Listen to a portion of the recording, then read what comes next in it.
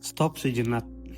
Jika kamu baru saja kehilangan uang dalam jumlah besar, entah karena investasi gagal, ditipu, atau bisnis kolaps, dengarkan ini. Perasaan bersalah dan penyesalan itu wajar, tapi membiarkan emosi itu mengendalikan langkahmu berikutnya, itu adalah kesalahan termahal kedua yang bisa kamu lakukan. Kita semua pernah jatuh. Yang membedakan adalah cara kita bangkit. Hari ini, kita akan bongkar 5 jebakan fatal yang dilakukan orang setelah rugi besar. Selamat datang di Jurnal Pemikir. Aku tahu situasimu berat, tapi kita ada di sini untuk mencari solusi. Kita tidak akan meratapi kerugian itu. Kita akan fokus menjadikannya pelajaran bisnis paling berharga. Siapkan pikiranmu, fokus, dan mari kita mulai perjalanan bangkit ini. Kesalahan fatal pertama, mencoba membalikan kerugian secepat mungkin. Sering disebut dendam investasi. Kamu berpikir, aku harus ganti kerugian itu dalam seminggu. Padahal, kamu sedang dibawa kendali emosi, bukan logika. Ini justru akan membuat kerugianmu semakin besar. Solusinya apa?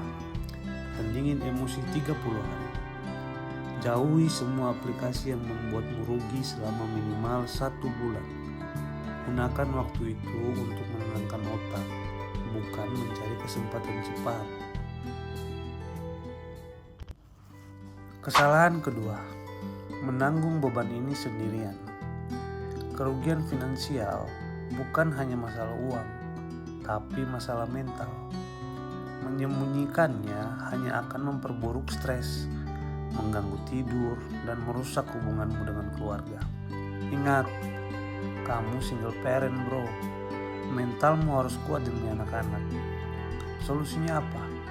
Bicara dengan satu orang yang terpercaya, keluarga, atau teman dekat. Jika itu utang, komunikasikan segera dengan pemberi utang. Jelaskan situasimu secara profesional dan minta jadwal pembayaran baru. Ketiga, bangkit tanpa menganalisis mengapa kamu jatuh. Kebanyakan orang hanya fokus pada beberapa yang hilang, bukan kenapa hilang. Solusinya, tuliskan analis kerugian. Ambil kertas, tuliskan 3 kesalahan terbesar yang kamu lakukan. Anggap ini biaya kuliah termahal dalam hidup. Lalu, buat aturan keuangan anti jatuh yang baru. Keempat, kamu terlalu fokus pada upaya cepat dan mengabaikan sumber uang yang paling pasti, pendapatan aktifmu. Utang dilunasi dengan aliran kas yang stabil. Solusinya, sistem 10 juta pertama. Jangan pikirkan 150 juta.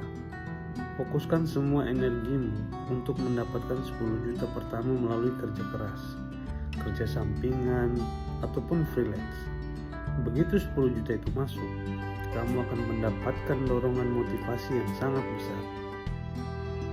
Dan yang paling berbahaya, kelima, kamu terlalu tertekan sampai melupakan diri sendiri. Kamu stres, kurang tidur, dan burnout.